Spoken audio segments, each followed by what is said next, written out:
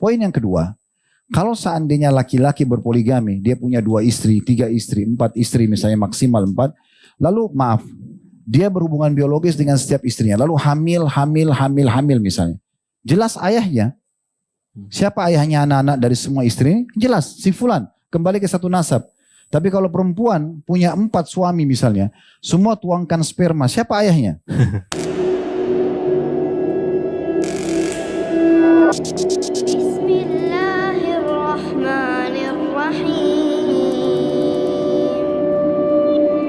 Baik Ustaz.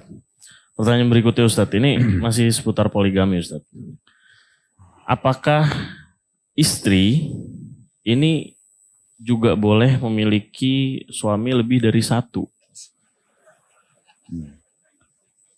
Katanya agar adanya keadilan Ustaz. Ini banyak juga komentar di situ. Kalau laki-laki poligami berarti harusnya istri juga boleh.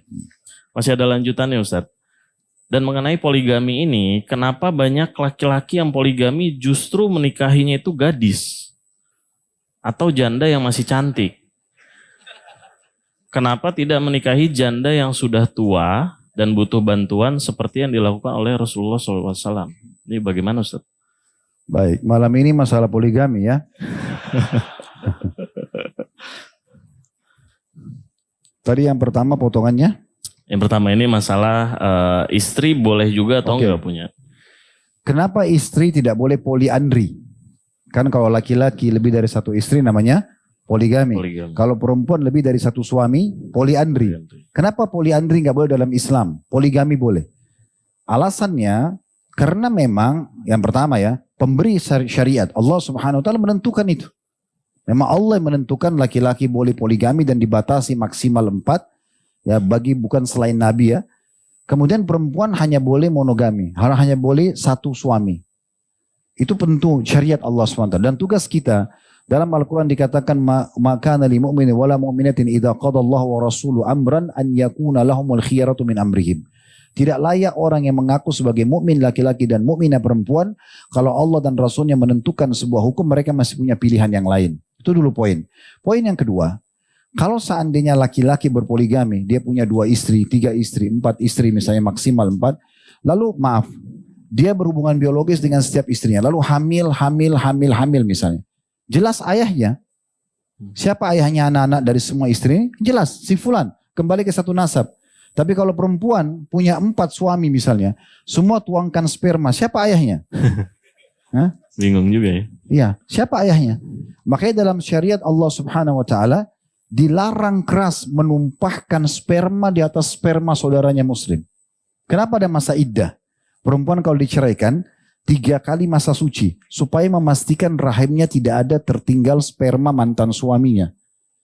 Jangan sampai dia hamil, karena kalau hamil harus setelah melahirkan baru boleh berhubungan biologis sama suami baru. Nanti dia menikah setelah selesai masa iddahnya.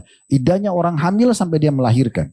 Kalau itu masih bulan pertama, berarti 9 bulan ke depan setelah melahirkan, setelah masa nifas pun baru dia menikah dengan laki-laki baru. Karena tidak bolehnya tumpah sperma di atas sperma. Lebih dalam daripada itu, ulama membahas tentang bagaimana hukumnya kalau seorang laki-laki yang menghamili seorang wanita di luar nikah. Terjadi zina. Hamillah si perempuan ini. Tahu nggak pendapat jumhur ulama? Tidak boleh perempuan ini menikah sampai dia melahirkan. Walaupun sama laki-laki yang telah menghamili dia. Sampai dia melahirkan dulu. Karena dianggap sperma awal yang tertumpah walaupun dari orang yang sama. Haram. Nanti kalau dia nikah, sperma halal yang dituangkan. Coba. Padahal pemilik spermanya sama. Kan itu. Walaupun boleh menikah antara si yang penghamili kepada perempuan yang dihamilinya gitu kan. Tapi ada anjuran ulama ini tetap dilakukan setelah melahirkan. Itu ada pendapat seperti itu ya. Saking menjaganya tentang masalah garis keturunan. Seperti itu. Kan gitu. Jadi hikmah-hikmah syari itu ada teman-teman sekalian.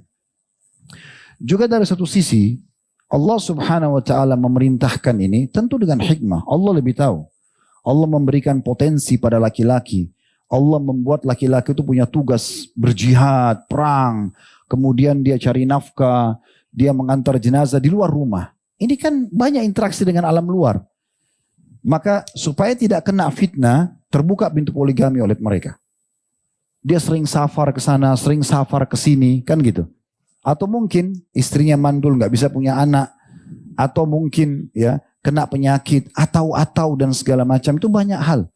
Maka daripada berzina, dia akan poligami, kan begitu.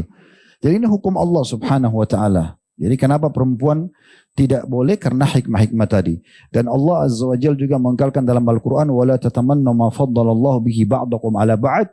Lirijali nasibim maktasabu wal nisa'i nasibim maktasabu was'alullah min fadli. Al-ayah. Artinya, janganlah kalian saling cemburu satu sama yang lain, laki-laki sama perempuan, terhadap apa yang Allah berikan satu sama yang lain. Gak boleh kita laki-laki cemburu, kok perempuan bisa hamil, kita gak bisa. Ya. Akhirnya kena cemburu, paksa, ubah kelamin segala macam. Padahal gak bakal mungkin. Biar dia operasi kelamin, gak mungkin dia hamil. Sudah begitu strukturnya, anatomi tubuhnya gak bisa gitu. Kemudian juga sama menyusui. Nah sama perempuan juga gak usah cemburu laki-laki. Kenapa dia bisa poligami, kenapa dia harus cari nafkah, kenapa dia harus berjihad, gitu kan?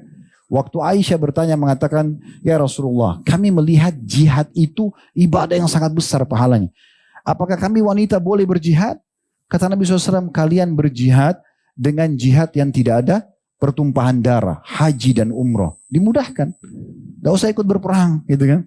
Ada tugasnya masing-masing. Lalu Allah mengatakan, laki-laki punya bagian dan tugas yang sudah kami berikan, perempuan juga kami berikan seperti itu. Karena kalau kita mau kembangkan ini terlalu jauh. Perempuan ada haid tiap bulan enggak? Ada haid. Umumnya 6 sampai 7 hari normalnya. Ya, penelitian ilmiahnya begitu. Jadi kalau dalam 1 bulan ada laki-laki ada perempuan, si perempuan ini haid 1 minggu, misalnya anggaplah setiap akhir bulan. Berarti dalam 1 bulan laki-laki full 30 hari sholat, perempuan hanya 3 minggu sholatnya. Kalau diakumulasi 70 tahun dua-duanya, laki-laki sholat 70 tahun, selain umur baliknya yang 15 tahun, misalnya anggap umurnya 85 tahun. 70 tahun dia sholat, si perempuan juga 70 tahun sholat. Perempuan dikurangi sepertiganya itu. Tapi tidak mengurangi di sisi Allah Subhanahu wa taala pahala untuk mendapatkan pahala besar atau derajat di surga. Allah sudah membagi dengan kemahaadilannya. Kan begitu. Jadi nggak usah masuk kerana itu. Perlu belajar tentunya ya, perlu bertanya dalam pengajian, baca buku-buku. Tapi ingat teman-teman, kalau kita belajar untuk memahaminya, bukan untuk memprotes hukum Allah. Karena bahasa kenapa ini jadi masalah kalau antum buka dalam agama ini. Apalagi masuk kerana keputusan Allah SWT. Kenapa Allah mengizinkan laki-laki poligami, kenapa perempuan tidak? Ini mirip dengan antum bilang, kenapa Allah ciptakan laki-laki sama perempuan saja, kenapa tidak ada jenis kelamin ketiga? Kenapa Allah buat mata 2, kenapa enggak 4 sekalian, 2 di belakang? Ya, kenapa hidung cuma 1? Supaya gampang bernafas, buat 10 sekalian. Kan misal contoh, kenapa kaki cuma 2? Kenapa kaki enggak 8 sekalian? Bisa kencang larinya, misal. Atau kenapa ada siang malam, kenapa harus ada musim dingin, musim hujan, kenapa begini dan begitu, ini jadi macam-macam ini. Ya, itulah fungsinya keimanan. Iman itu akan membuat kita bisa menerima, kan gitu. Itu poin. Kemudian selanjutnya tadi masalah poligami ini nikahnya sama garis-garis cantik. Iya. Nikah itu definisinya ya jima, biologis. Menikah itu bahasa artinya arti fikihnya adalah al-wato. Orang menikah itu untuk biologis, ya. Karena tujuan menikah adalah populasi manusia. Memang untuk itu. Jadi kalau orang menikah tidak bisa terjadi interaksi biologis, tidak usah menikah. Pernah ada laki-laki datang kepada Nabi SAW lalu mengatakan begini, ya Rasulullah, saya mau nikahi seorang wanita. Nasabnya oke, fisiknya oke, saya tertarik. Cuma mandul. Kata tidak bisa melahirkan, sudah terbukti. Kata Nabi SAW, jangan kau nikahi. Ternyata targetnya tidak tercapai untuk populasi manusia, gitu kan? Dia ulangi lagi 2 kali, 3 kali Nabi tetap larang.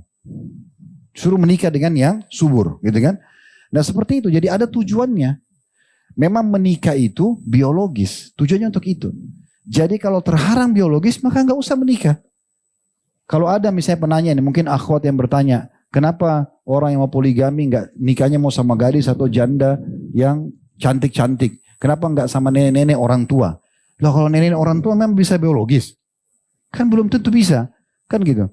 Kalau dikatakan Nabi SAW menikah sama orang tua, mana dalilnya? Coba datangkan dalilnya. Siapa istri Nabi orang tua? Khadijah waktu menikah dengan Nabi SAW umur 40 tahun. Ini yang dianggap istri Nabi yang paling berumur. Tapi 40 tahun di masa itu belum dianggap tua, gitu kan? Karena memang mereka jauh dari bahan-bahan kimia dan segala macam. Terbukti Khadijah masih subur. Bisa hamil melahirkan 6 anak buat Nabi. Qasim, Abdullah, 2 laki-laki, walaupun meninggal masih bayi, masih kecil, terus 4 perempuan. Ummu Kalsum, Ruqayyah, Zainab, dan Fatimah radhiyallahu anhum ajma'in. Kan gitu.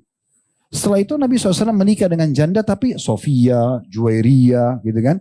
Ini semua orang-orang muda. Ummu Salamah pun mungkin dianggap yang paling tua di antara istri Nabi, bukan orang tua.